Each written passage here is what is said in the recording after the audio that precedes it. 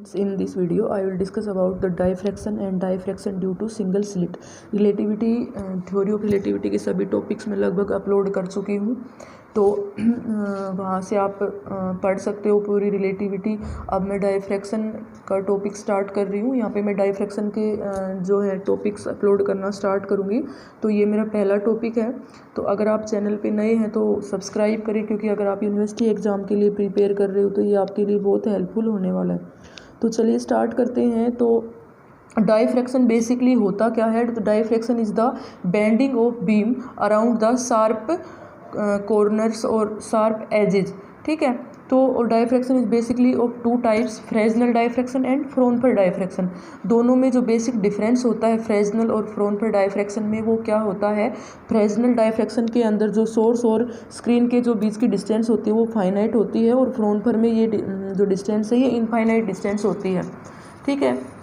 तो चलिए स्टार्ट करते हैं। हमारे पास ए और बी सिंगल स्लिट के लिए मैं diffraction due to single slit का यहाँ पे स्टार्ट कर रही हूँ। तो ए और बी हमारे पास एक सिंगल स्लिट है जिसकी विड्थ है आपकी ए, और हमारे पास एक मोनोक्रोमेटिक सोर्स है यहाँ पे, जहाँ से monochromatic light of wavelength lambda incident हो रही है नॉर्मल इस ए बी स्लिट के ऊपर। अब देखिए, according to the Huygens theory, जो ए और बी के बीच में जितने भी आपके पॉइंट्स होंगे वो सभी पॉइंट्स आपके सोर्स ऑफ सेकेंडरी लाइट का काम करेंगे। ठीक है।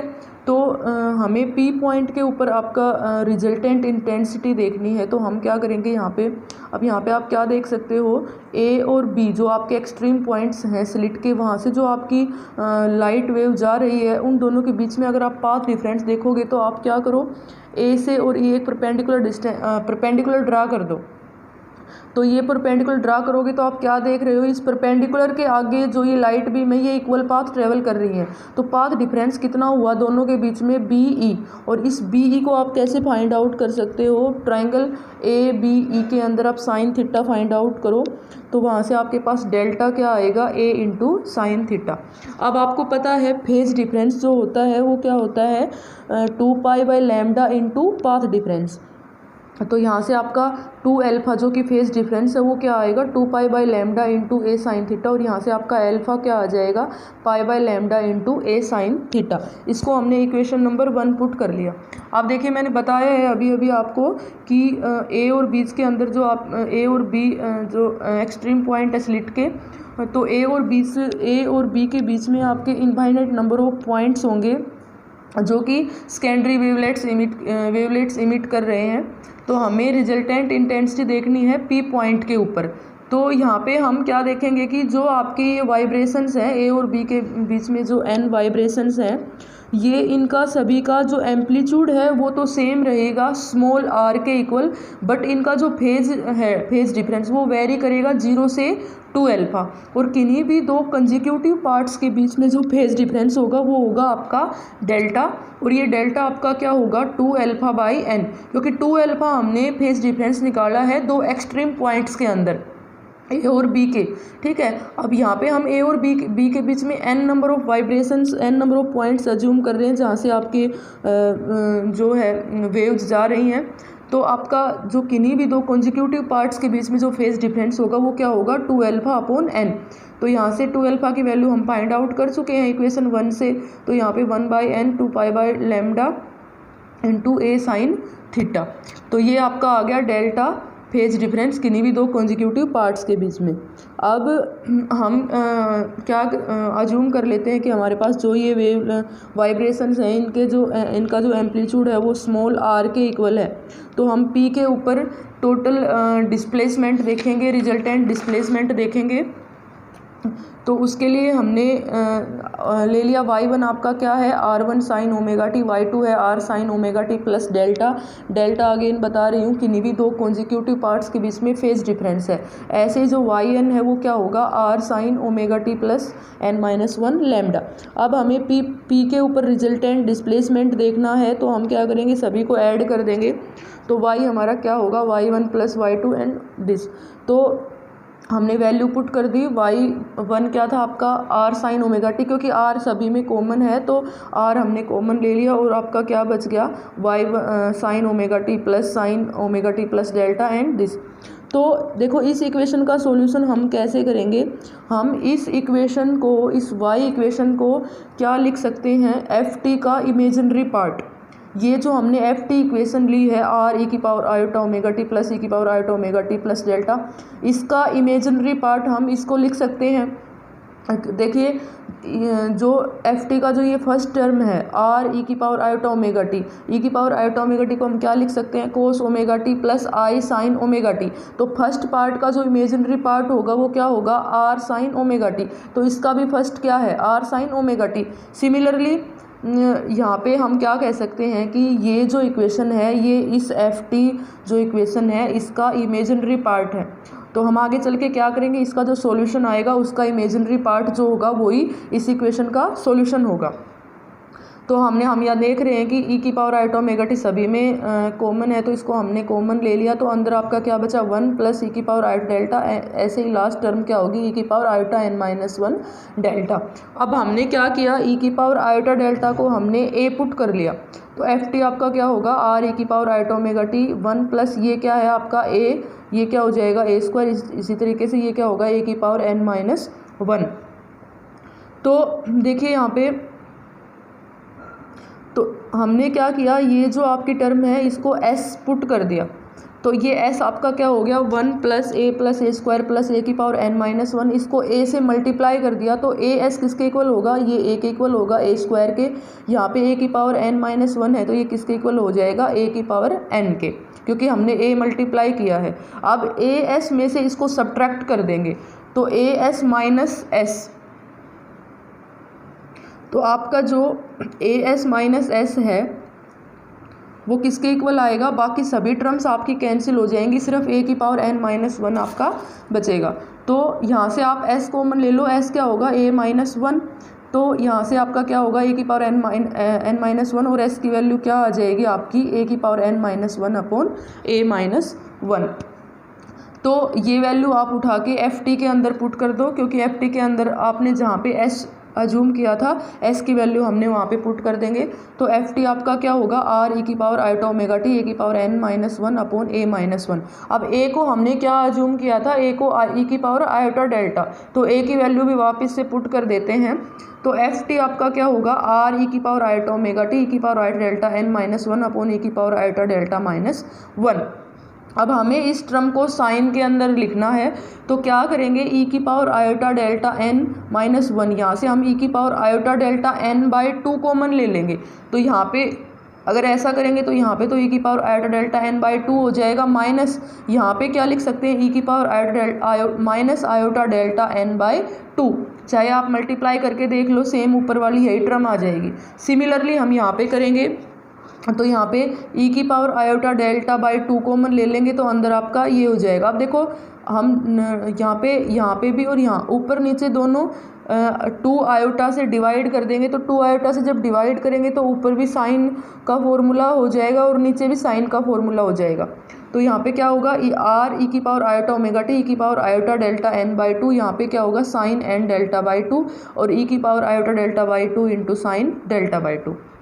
अब देखिए यहाँ पे आर ई की पावर आयोटा ओमेगा टी, इसको जब आप ऊपर लेके जाओगे तो आयोटा डेल्टा बाई 2 कॉमन आ जाएगा, अंदर क्या बचेगा, n माइनस 1। यहाँ पे भी ई की पावर आयोटा ओमेगा टी है, ये भी ई की पावर में, तो सभी को हमने एक साथ रख लिया और इसको हमने एज इट इज़ रख दिया। अब देखिए इस मैंने क्या कहा था, एफ टी का जो सॉल्यूशन आएगा आपका वही क्या होगा, एफ टी का जो इमेजिनरी पार्ट आएगा वही सॉल्यूशन होगा आपका y का। तो यहाँ पे इसका इमेजिनरी पार्ट क्या होगा, देखो ई की पावर आयोटा ओमेगा टी, क्योंकि तो ऑलरेडी खुद इमेजिनरी है, इसका इमेजिनरी पार्ट क्या होगा, sign omega T plus n minus 1 delta by 2। तो एफ टी का जो इमेजिनरी पार्ट है वही आपका y का सॉल्यूशन हो जाएगा।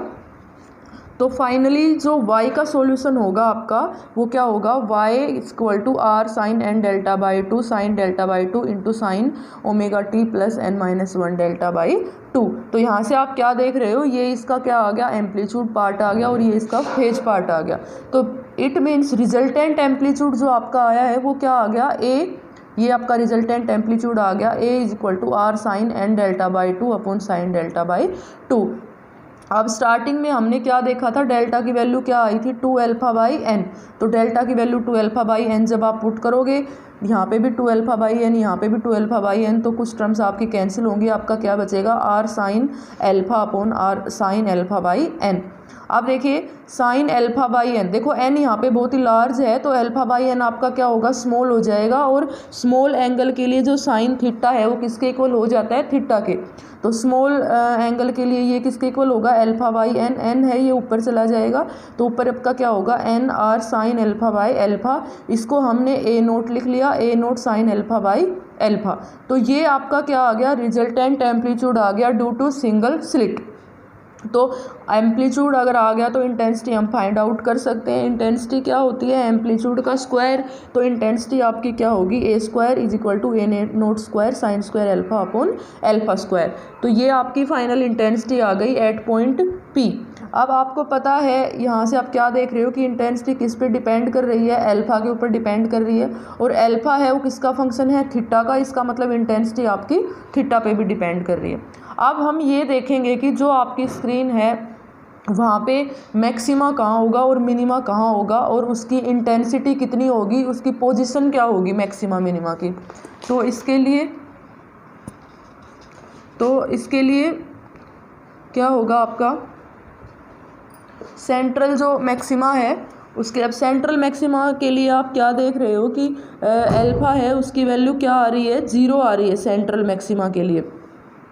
तो सेंट्रल मैक्सिमा के लिए अल्फा की वैल्यू 0 है, इसका मतलब थीटा की वैल्यू वहाँ पे क्या है 0 है। तो अगर आप ए जो एम्पलीट्यूड है उसके अंदर थीटा की वैल्यू अल्फा की वैल्यू 0 पुट करोगे तो देखो साइन 0 आपका क्या होता है 0 होता है, तो साइन 0/0 की फॉर्म बनेगी यहाँ पे, जो कि क्या है आपका इनडिटर्मिनेंट है। तो जहाँ पे आपका इनडिटर्मिनेंट आता है आप क्या करते हो एल हॉस्पिटल रूल यूज करते हो। तो यहाँ पे limit alpha tends to 0 sine alpha by alpha, तो एल हॉस्पिटल रूल क्या होता है हम डिनोमिनेटर और न्यूमिनेटर में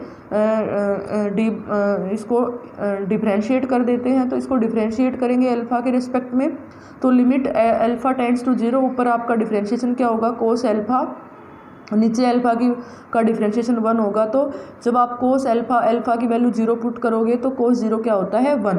तो मतलब आपका जो ए एम्पलीट्यूड है उसकी वैल्यू क्या आ गई ए नोट, और ये ए नोट है ये इंटेंसिटी एम्पलीट्यूड है सेंट्रल मैक्सिमा का, तो इंटेंसिटी क्या होगी इसका स्क्वायर, जो कि आपकी क्या आ जाएगी ए नोट स्क्वायर, और ये आपकी मैक्सिमम इंटेंसिटी आएगी। बाकी जो सेकेंडरी मैक्सिमा मिनिमा आएंगे वो सभी आपके क्या होंगे इससे कम होंगे। तो ये आपका सेंट्रल मैक्सिमा है जो कि क्या है मैक्सिमम इंटेंसिटी है। अब हम बात करते हैं मिनिमा की, ये सेंट्रल मैक्सिमा है, हम सेकेंडरी मैक्सिमा भी फाइंड आउट करेंगे, पहले हम मिनिमा देख लेते हैं। तो मिनिमा कब होगा, तो अगर यहाँ पे आप देख सकते हो तो मिनिमा कब होगा जब आपकी ये वैल्यू 0 हो जाएगी साइन अल्फा। तो साइन अल्फा जब 0 होगी तो आपकी इंटेंसिटी क्या होगी 0 होगी, मतलब क्या होगी मिनिमम। तो साइन अल्फा 0 किस पे होता है प्लस माइनस एन पाई के ऊपर। तो यहाँ पे एन की वैल्यू 0 नहीं होगी, एन की वैल्यू 1 2 3 4, तो पाई 2 पाई 3 पाई 4 पाई सभी पे आपकी क्या होंगी मिनिमम वैल्यू होंगी, मतलब सभी पे इंटेंसिटी 0 होगी, पाई पे 2 पाई पे 3 पाई पे। लेकिन एन की वैल्यू 0 नहीं होगी क्योंकि एन की वैल्यू 0 के लिए हमने क्या फाइंड आउट किया है सेंट्रल मैक्सिमा। अब ये तो आपकी ये है कि भाई किस पॉइंट पे आपका मैक्सिमा आएगा। अब हम पोजीशन फाइंड आउट करेंगे, तो पोजीशन फाइंड आउट करने के लिए अल्फा की वैल्यू हमने प्लस माइनस एन पाई निकाल ली। अब हम क्या करेंगे अल्फा की वैल्यू पुट कर देंगे इक्वेशन 2 के अंदर, तो वहाँ पे हम अल्फा की वैल्यू पुट करेंगे तो pi by alpha A sine theta N is equal to plus minus N pi, और यहाँ से जो आपकी साइन थीटा एन है उसकी जो वैल्यू आएगी वो आ जाएगी आपकी यहाँ से एन लैम्डा बाई ए। अगर आप फर्स्ट मिनिमा देखोगे तो आप एन की वैल्यू क्या पुट कर दोगे प्लस माइनस 1, तो ये फर्स्ट मिनिमा आ गया। तो आपका जो फर्स्ट मिनिमा होगा वो क्या कहाँ पे होगा at plus minus lambda by 2, जो कि सेंट्रल मैक्सिमा के दोनों साइड होगा। सेंट्रल मैक्सिमा के RHS की साइड प्लस लैम्डा बाई 2 जहाँ पे आपका फर्स्ट मिनिमा होगा, और इसके LHS के अंदर माइनस लैम्डा बाई 2 पे आपका फर्स्ट मिनिमा होगा। तो ये आपकी पोजीशन आ गई फर्स्ट मिनिमा की। इसी तरीके से आप n की वैल्यू प्लस माइनस 2 पुट करोगे तो सेकेंडरी आपकी मिनिमा की वैल्यू आ जाएगी एंड सो ऑन। अब हमने सेकेंड मैक्सिमा के लिए देख लिया, मिनिमा के लिए देख लिया सॉरी। अब हम बात करते हैं मैक्सिमा की। तो देखिए मैक्सिमा के लिए हमें क्या करना है जो आपकी इंटेंसिटी आई है sine A naught square sine square alpha by alpha square, तो वहाँ पे ए नोट कॉन्स्टेंट है लेकिन ये आपका वेरिएबल क्वांटिटी है, तो हम क्या करेंगे sine square by sine square alpha upon alpha square को जेड पुट करेंगे और इसको हम डिफ्रेंशिएट करेंगे अल्फ़ा के रिस्पेक्ट में और फिर उसको इक्वेट करेंगे जीरो के इक्वल। अगर आपको किसी भी फंक्शन का मैक्सिमम मिनिमा फाइंड आउट करना है तो आप उस फंक्शन को डिफ्रेंशिएट करोगे उस वेरिएबल के रिस्पेक्ट में और उसको जीरो के इक्वल इक्वेट करोगे तो आपका वहाँ से मैक्सिमम मिनिमा आ जाएगा।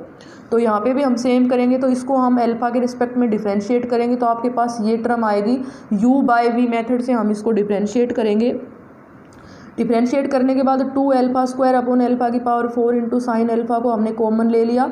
ऐसा करोगे तो अंदर यहाँ पे आपका कोस अल्फा बचेगा और यहाँ पे आपका साइन अल्फा बाई अल्फा। अब इसको इक्वेट करेंगे जीरो के इक्वल, तो जब आप इसको जीरो के इक्वल इक्वेट करोगे तो यहाँ पे क्या होगा 2 sine alpha by alpha square into cos alpha minus sine alpha by alpha is equal to zero. तो either this zero and either this. तो देखिए साइन अल्फा की वैल्यू जीरो कहाँ पे थी, हमने मिनिमा की कंडीशन में हम ये वैल्यू देख चुके हैं, तो इसका मतलब क्या है यहाँ से आपका क्या आएगा इस इक्वेशन से मिनिमा। जैसे कि मैंने बताया आप डिफ्रेंशिएट करोगे तो मैक्सिमा मिनिमा दोनों पॉइंट्स आएंगे। तो मिनिमा क्योंकि हम फाइंड आउट कर चुके हैं तो हम मिनिमा को नहीं यहाँ पे ध्यान दे रहे हैं, ये मिनिमा के लिए आएगा और ये जो आपकी वैल्यू आएगी ये किसके लिए आएगी, मैक्सिमा के लिए आएगी। तो इज इक्वल टू जीरो है तो कोस अल्फा किसके इक्वल होगा, साइन अल्फा बाई अल्फा के। इट मीन्स अल्फा किसके इक्वल आएगा आपका टेन अल्फा के। तो आप मैक्सिमा की वैल्यू फाइंड आउट करने के लिए क्या करोगे, यहाँ पे ग्राफिकल मेथड यूज करोगे।